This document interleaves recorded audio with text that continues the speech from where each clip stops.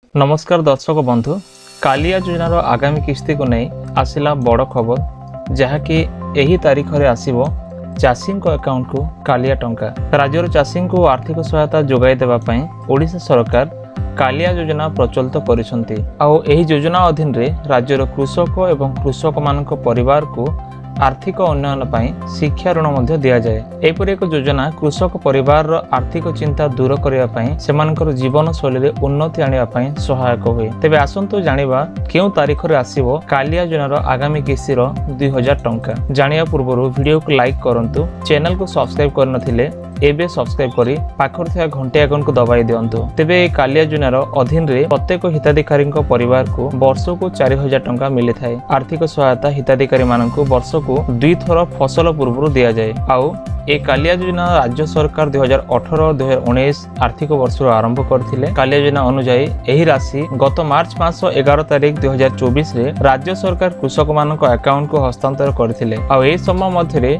45,59,000 चाषी अकाउंट को 933 कोटी टंका हस्तांतर करा जायथिला। निकट रे ओडिसा रे ए योजना 3 वर्ष पय वृद्धि करा जायछि। आ एहा व्यतीत राज्यर मुख्यमंत्री प्रत्येक जिला पय 30 टी कालिया केंद्र उद्घाटन करथिले। तेबे आपण जदि जणा ओडिसा कृषक अटंती एवं कालिया योजना सहित समस्त योजना लाभ चाहूछंती तेबे जानि रखंतु मिलिथिबा सूचना अनुसार कालिया योजनार आगामी किस्तीर टंका जून मासरे चाषी अकाउंट को स्थानांतरित करि पारंती राज्य सरकार। कारण एहा परे खरीफ ऋतु आरंभ हेबो, तेणु एही समय चाषी को अर्थर आवश्यक पड़िथाय। तेणु आपण माने कालिया योजनार केवाईसी संपूर्ण करि रखंतु, जहा कि जून मासरे आसियोक जाउछि कालिया योजनार आगामी किस्तीर 2000 टंका।